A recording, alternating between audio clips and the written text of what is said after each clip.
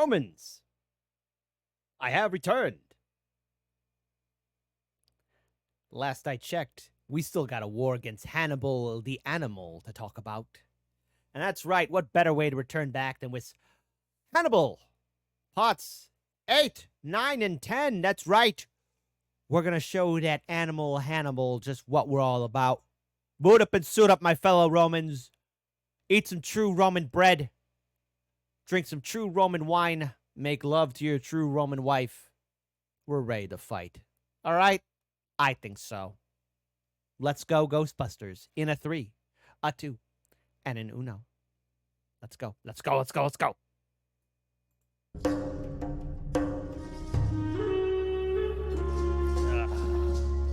Hannibal. It's late in the year 217 BC. Destroyed towns and burned farmland stretch as far as the eye can see. Hannibal had plundered the Aga Falernus Valley, perhaps the richest region in all of Rome. But he is now surrounded and trapped by a more numerous Roman army, led by a general who seems to know all about his old tricks. With cold weather approaching, the Carthaginian general is running out of time. Let him starve!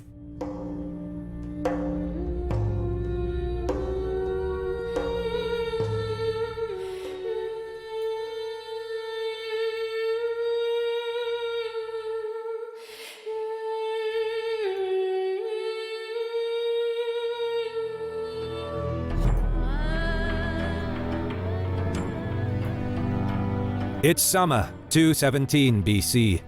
Having decided not to march on Rome, Hannibal went back across the Apennine Mountains. He ordered that all military-aged Roman males that were encountered on the march were to be killed.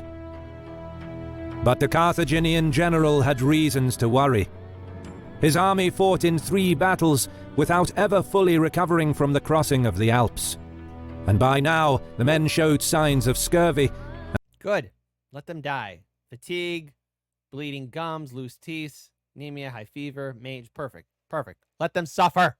And the horses of mange, both caused by vitamin deficiency. After 10 days, the Carthaginian army reached the Adriatic Sea. Hannibal allowed the men to rest and recover through eating the plentiful produce gathered from this rich area.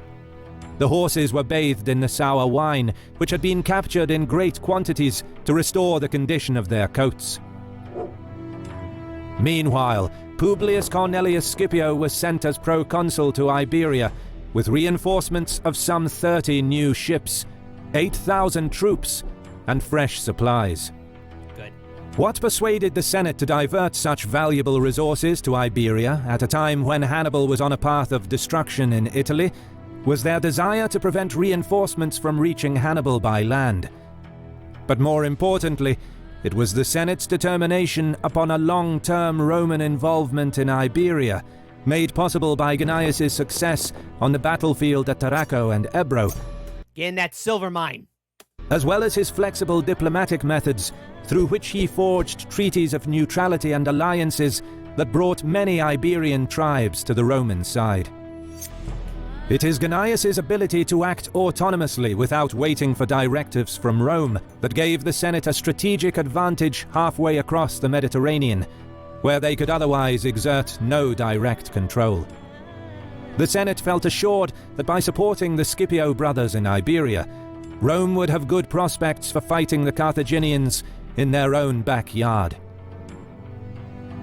Back in Italy, with the army restored to health, Hannibal continued advancing down the coast. He sent a message by sea to Carthage, reporting on the situation in Italy.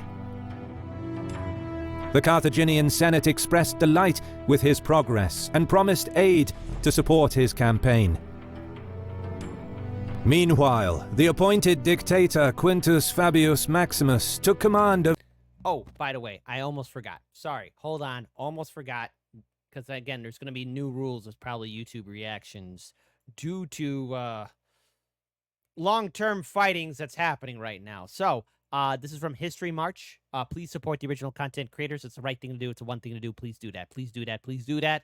Support the original content creators. Do that right now. Okay? There.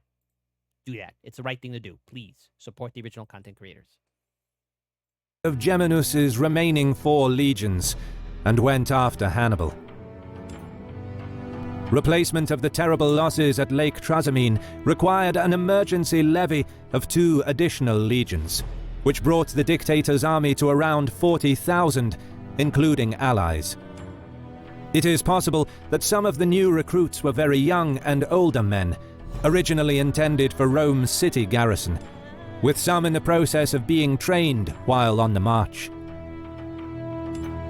Fabius was a man in his late 50s, rather old by the standards of Roman generals, but he was a proven commander.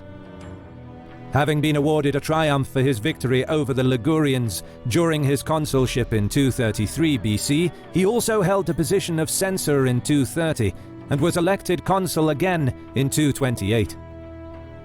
Now, as dictator, he was yet to reveal his plan on how he will deal with Hannibal. So far, he had been advancing cautiously, carefully scouting ahead to give himself plenty of warning of the enemy's presence. Meanwhile, Hannibal pillaged and burned his way down the coast, accumulating vast quantities of grain, cattle, and other produce. Revenge! His plan was to reach southern Italy, where he expected to sway some of Rome's allies to join him. The 2 commanders met for the first time in northern Apulia, encamping just 10 kilometers apart. Hannibal immediately offered battle outside the Roman camp. But no response came from Fabius. The Carthaginian general waited long enough to impress his own men with the enemy's timidity before leading the army back into camp. The following morning, Hannibal continued the march, ravaging the countryside as he went, in an attempt to goad Fabius into battle. He provokingly went past the Roman army back into the Apennine Mountains. But the Roman dictator merely followed the enemy and apparently had no intention of risking a battle under any circumstances. This was certainly wise, as nearly half of his army was made up of raw recruits, and some of the men were in awe of Hannibal, who had defeated the Roman armies on 3 occasions that year. But Fabius's strategy wasn't too popular in Rome. Notwithstanding the disasters at the Trebia and Trasimene, powerful elements I wish people would just give Fabius just a chance. It's working! of the Roman Senate still believed that Hannibal could be defeated in a pitched battle. Although he was appointed dictator, the Senate restricted Fabius's freedom of action by denying him the right to choose his own second-in-command. Instead, they foisted upon him Marcus Minucius Rufus, a former consul. Ugh, Rufus. Sounds like a failure already. No offense to those named Rufus. Nevertheless, as Hannibal continued across the Apennines, Fabius shadowed him. The hilly country favored the Romans, allowing Fabius to stick to the high ground and only encamp in positions that Hannibal would never risk attacking. The dictator's plan was to deprive the enemy of food supplies by launching small-scale attacks on Carthaginian foraging parties, not inflicting many casualties, but making it difficult for them to gather food and fodder. But he would never risk a direct confrontation. Fabius also instructed inhabitants of surrounding villages to take with them all of the animals and food that they can, before destroying and burning everything that's left behind, and seek refuge in fortified towns. This tactic, which would later become known as the Fabian strategy, served not only to deplete Hannibal's forces, but also to gradually rebuild Roman military confidence. Hannibal understood that he needed to force an open battle in order to exploit the tactical superiority of his own army and prevent the situation from developing into an exhausting war of attrition that he cannot sustain. He clearly appreciated the implications to his war effort if Fabius would continue with this new strategy. But the cunning Carthaginian general had a plan.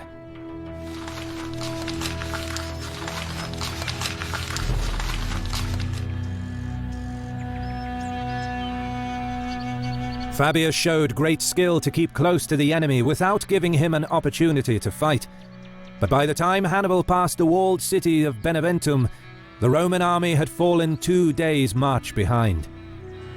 The Carthaginian general planned to enter Campania and devastate the Aga Falernus, perhaps the richest area in Rome, famous for its exquisite wines and fertile land.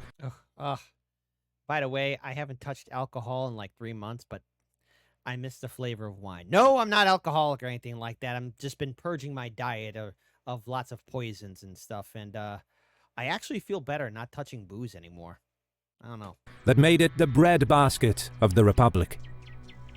He felt that threatening such a prominent area, inhabited by Roman citizens, would either provoke Fabius into giving battle or demonstrate at last Rome's weakness, which would hopefully make Capua, Rome's second largest city, switch sides, along with other cities. Upon entering the valley, Hannibal unleashed his troops, ordering them to strip the region of supplies and then burn all that remained. Immense amount of valuables were taken, as well as vast quantities of supplies and cattle. I'm very angry. While Fabius's strategy was already unpopular, now his political power began crumbling as quickly as the burning rich estates and villas. But even when urged to seek battle by an angry Minucius, as well as other officers and displeased troops, the under-pressure Fabius would have none of it. Even though the Aga Falernus was burning, it was not enough to bring him down from the hills to challenge the Carthaginians. Ironically, it seems that Hannibal was the only one who understood the implications of Fabius's plan. He's like, God damn it, he ain't fighting. Hannibal failed to provoke an open battle, and despite the vast plunder that was taken, it was clear that he could not winter in the valley, as it couldn't sustain his army until spring. He needed to establish a base where his army could winter and enjoy the spoils of its raiding. Several points led out from the valley, but Fabius had already strengthened the garrisons on the river to the south and placed small contingents on the eastern and western ends of the valley. Trying to force his way through any of these fortified points would be dangerous for Hannibal, and his plan was to come back the way he came, where he already knew the lay of the land. But the Roman dictator stationed 4,000 legionnaires on higher ground that would block the pass through which Hannibal intended to exit, and he encamped with the rest of the army on the hillside further west, from where he could attack the Carthaginian rear once they tried to march out of the valley. Hannibal knew he was hemmed in, and that once his supplies dwindled, he would be forced to launch a direct attack against fortified Roman positions on unfavorable terrain, where his cavalry would be unusable. And the longer he waited, the worse his situation would become. So he began making preparations.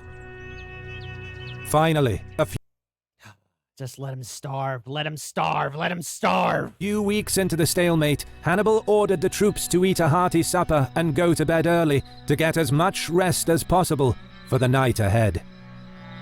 As all activities in the 3 camps quieted down, the guards remained on their posts, and the campfires lit up the night sky. It seemed like another uneventful day had ended. But about an hour before daybreak, a mass of torches appeared, heading across a small ridge in front of the pass. It seemed that Hannibal decided to force his way out after all.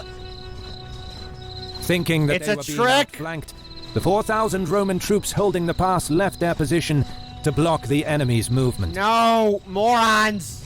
Little did they know that the column of torches weren't enemy soldiers, but thousands of captured oxen with burning branches tied to their horns, guided by Carthaginian camp followers. Upon reaching the milling animals, the legionnaires halted in confusion. Then, out from the darkness came about 2,000 Iberian javelin men. Although outnumbered 2 to 1, they were more nimble than the heavily armored Romans, and much more accustomed to fighting in the rugged Stupid! Everyone's being stupid! terrain. As the fighting raged on the ridge, Hannibal was already moving with the rest of the army in total silence. He planned to flank the Roman contingent through a very narrow passage that was now left unguarded. Fabius saw the torchlight and heard the noise of the fighting, but refused to move from his camp in the darkness, despite the urgings of his officers, and Minucius in particular. Given the problems of fighting a night battle and the relative inexperience of his soldiers, Fabius probably made the correct decision. Yeah. He had no way of knowing whether... They told him, like, don't do it. Don't do anything stupid. Stupid freaking morons. Everyone's stupid. Should have listened to Fabius. Why didn't they listen to Fabius? or not Hannibal was setting up another trap, and it is questionable whether the Romans would have been able to locate and intercept the enemy in time. And indeed, Hannibal was able to ascend the pass without any opposition and escape with his army and plunder intact. As daylight broke, the Carthaginian general reacted quicker than his opponent, sending a force of Iberian infantry from the rear of the column to support the embattled and outnumbered troops on the ridge. The lightly armed and agile infantry managed to not only relieve the javelin men, but inflicted heavy losses on the Roman contingent. The way in which Hannibal extricated his army from a seemingly hopeless situation became a classic of ancient generalship, finding its way into nearly every historical narrative of the war and being used by later military manuals. Fabius had been Later military manuals, which means after Carthage. Remember that. humiliated for allowing his enemy to escape. Even before Aga Falernus, many in Rome and within the army resented the dictator's passive strategy. But while Fabius's political reputation suffered, his troops actually gained valuable experience under his leadership. More importantly, he prevented Hannibal from potentially destroying another Roman army, which would have undoubtedly persuaded many of Rome's allies to defect. And now he was following Hannibal back across the Apennines. The two commanders would meet again. Now we go to part 9 and 10. Stupid robot. Not listening to command.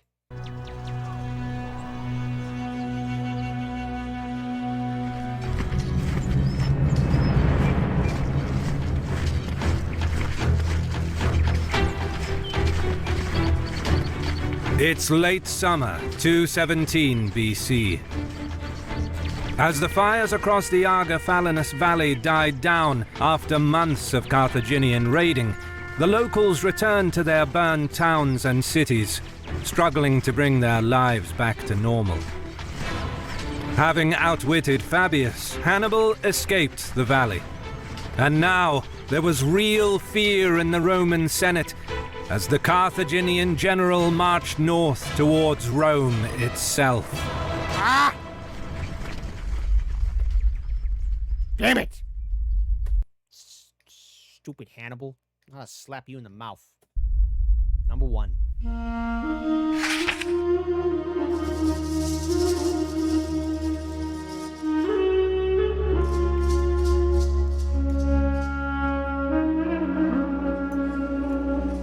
Escaping the Aga Falanus Valley with his army and plunder intact again highlighted Hannibal's genius.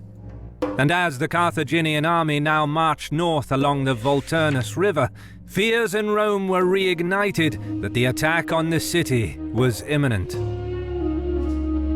But despite the road to Rome being open for the second time, Hannibal marshaled his army back into the Apennine Mountains. His string of victories was not enough to secure alliances in Italy. Yeah, why would they break the alliance? Why would true Rome... I'm not angry. And the Carthaginian general knew that without a firm foothold in the plains of Campania, he needed to establish winter quarters in a better strategic position. Heading back east to his old campaigning ground near the Adriatic coast was a prudent decision.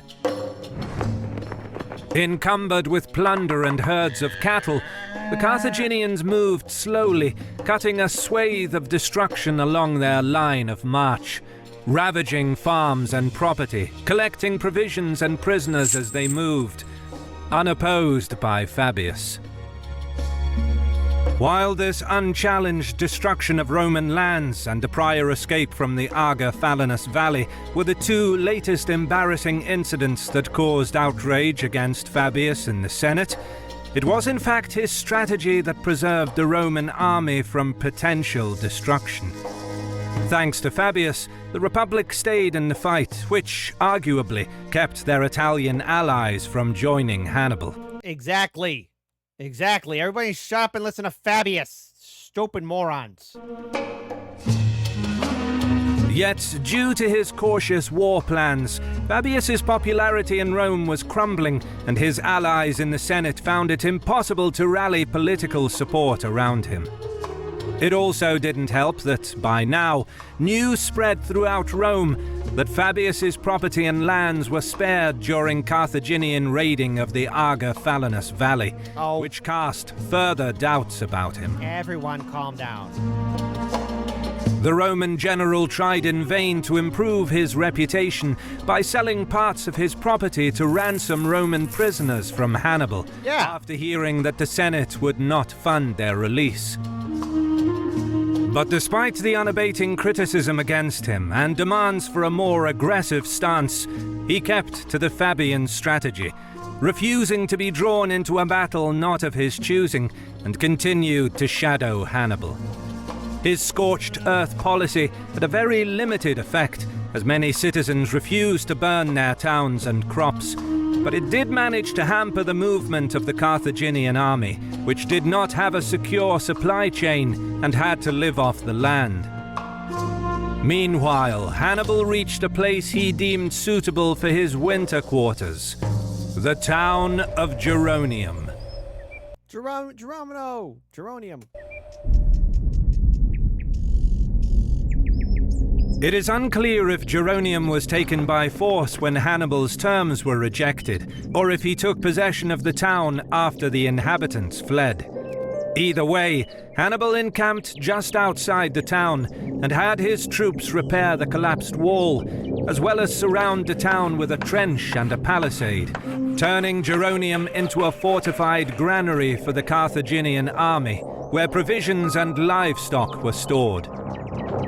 The sick and wounded recovered in the camp, as thousands fanned out to forage the fertile plain to the west, while others pastured the cattle and horses on the hillsides to the east. With enough provisions to last until spring, in a strong defensive position, with several roads offering multiple mountain crossings into Apulia, Geronium was the perfect place to winter with an army. Stupid. Everyone's being stupid. Meanwhile, in the foothills across the valley, the Romans arrived some 3 days later and began encamping. But the dissatisfaction in the Senate finally boiled over, forcing Fabius to depart for Rome. Officially, he journeyed to the capital to observe religious duties.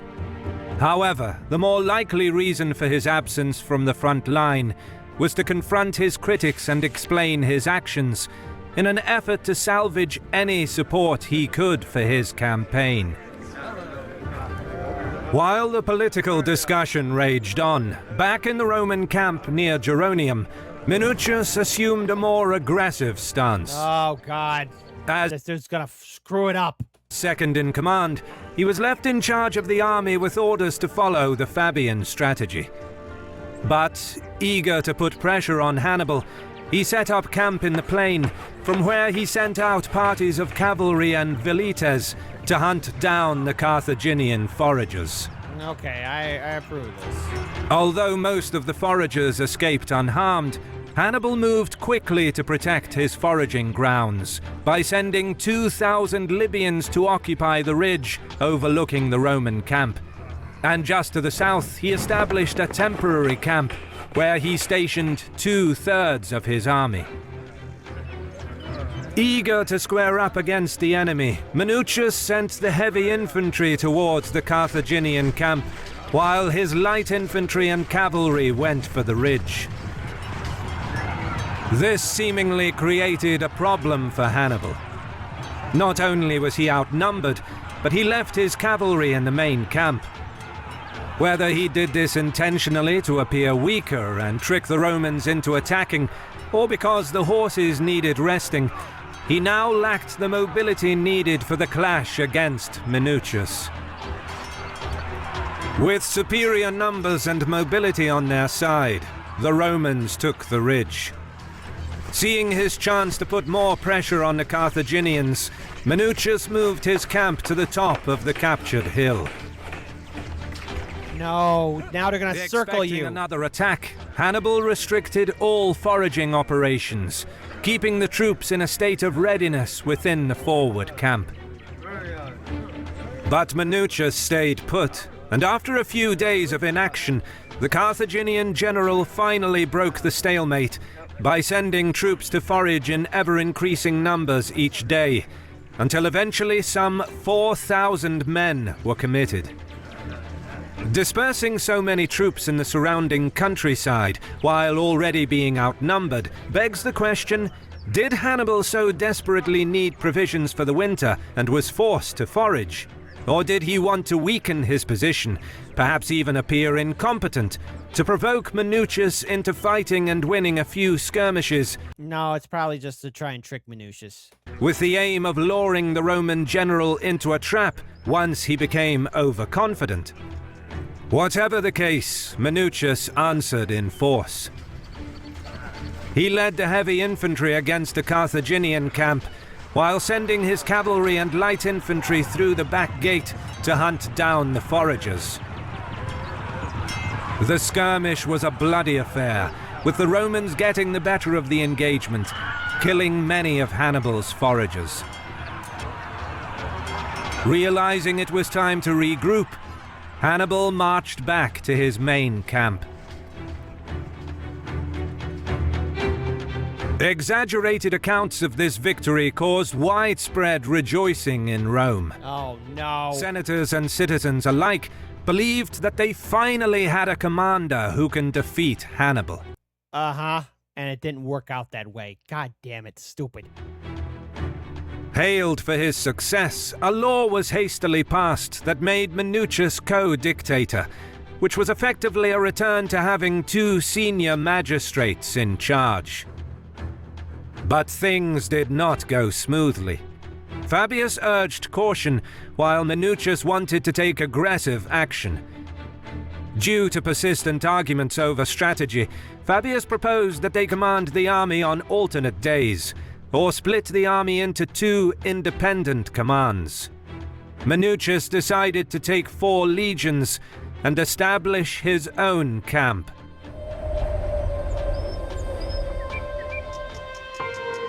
Minucius is gonna screw up.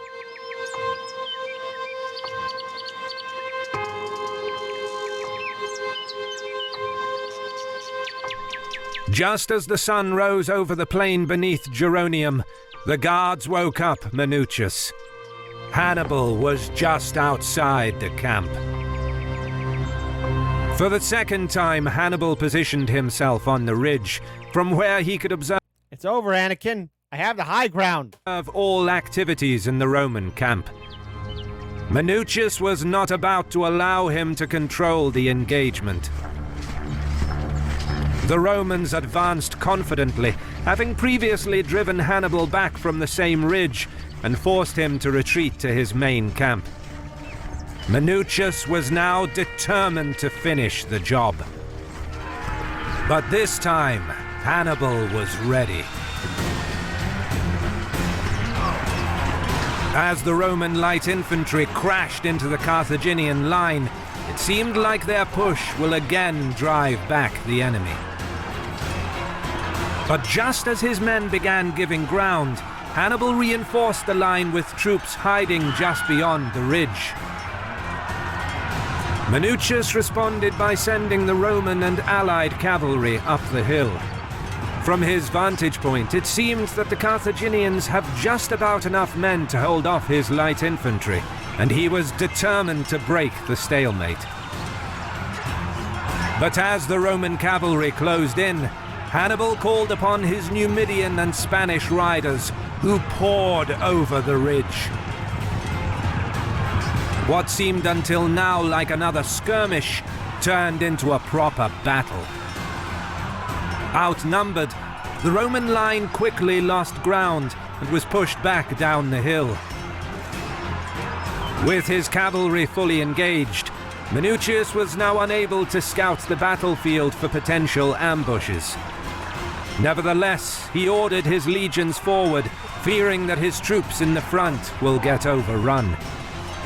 However, what the Roman general didn't realize is that he was sending his men straight into a trap. During the previous night, Hannibal led 5,000 Libyans and up to 1,000 cavalry, dispersing his men in groups of 200 to 300, ordering them to conceal themselves in the ravines, hollows, stream beds and tree lines to the north and south of the ridge. The skill and discipline of Hannibal's troops was evident in the flawless execution of this potentially dangerous operation. And now, as Minucius's heavy infantry advanced up the hill, they collided with the overwhelmed Roman cavalry and light infantry, losing their cohesion. At that moment, Hannibal signaled his concealed troops to attack. From the mountain slopes across the river to the north... Are we winning? No, man. You don't want to look at this, buddy. Oh. The ravines to the south, Libyan infantry and cavalry leapt forward. Some 3 kilometers away, Fabius could see that another disaster was looming. Left with no choice but to help the embattled troops, he ordered his men forward. Back in the valley, thousands of Roman troops were being mauled in yet another perfectly executed ambush. The sequence and timing of events over the past 24 hours, all planned and orchestrated by Hannibal, so as to lure Minucius into sending his cavalry early on in the battle, thereby depriving him of the ability to scout the vast battlefield, which prevented him from discovering the hidden Carthaginian troops, ultimately resulting in his entire army being ambushed. By now, many Romans gave up and fled, fearing another full encirclement. Run! Seeing Fabius marching down towards the valley, Hannibal reportedly said, "That cloud on the mountains has broken into a storm at last." Finishing off those who weren't able to escape, Hannibal ordered his troops not to pursue, turning his army back towards the main camp. He did not want a battle of attrition against a numerically superior enemy, half of which were rested troops, while his own troops grew tired after hours of fighting. Having defeated the Romans yet again, Hannibal began settling in for the winter at Geronium. Meanwhile, the humiliated Minucius returned supreme command to Fabius, hailing him as his father as a show of respect. Don't spank me, Daddy. Fabius, for his part, reinstated Minucius as his second in command, treating him with utmost consideration. Yeah, pretty much shut up, Minucius. As the year drew to a close, the Roman army stayed at a respectful distance from the Carthaginians, though sporadic skirmishes between scouting parties and foragers continued throughout the winter. Meanwhile, in Spain, the Roman strategy of putting more pressure on Carthage continued, as the Scipio brothers pushed south of the Ebro for the first time, successfully persuading a handful of Iberian tribes to join the Roman cause. Good. This caused grave concern for the Carthaginian authorities, who sought to restore their popularity with the tribes by organizing the return of the hostage children belonging to the tribal nobility, until now held at Saguntum to keep the Iberians loyal. The Punic commander of the city entrusted an influential Iberian noble, Abelox, with returning the hostage children to their parents. However, in a stroke of luck for the Romans, Abelox instead brought the children to them as gifts and was handsomely rewarded. The Scipio brothers subsequently took it upon themselves to return the children to several tribal leaders, taking credit for their rescue. Yes! This resulted in massive support for the Roman cause from the Iberian tribes between Saguntum and the Ebro. Yes! Perfect. Back in Italy, Fabius's 6-month term That was a good plan. Yeah, it was the Romans who said, yeah, the Romans are chill. expired, and the Senate did not renew his dictatorial powers, giving temporary command to consuls Servilus Geminus and Marcus Attilus Regulus until the following elections resumed in just a few months' time. And now, as the year 216 BC rolled around, a Roman army of unprecedented size was being raised, as the Senate prepared to mount a major effort to engage and destroy Hannibal once and for all. Oh no, I forgot this! Credit goes to The battle, can I? Alright, well, true Romans. Wait, what battle are you talking about? What battle is he talking about? Everything's gonna be fine, right? It's best you look away. Oh, children, look away. Children of Rome. Well, this is Americans Learn. Like, comment, share, and subscribe. Support History March. They do a lot of good content. The next video, viewer discretion must be advised. It's going to be a no bueno. A huge no bueno. And I don't think my heart can handle it. Oof. Oof. Oof. Tune in next time.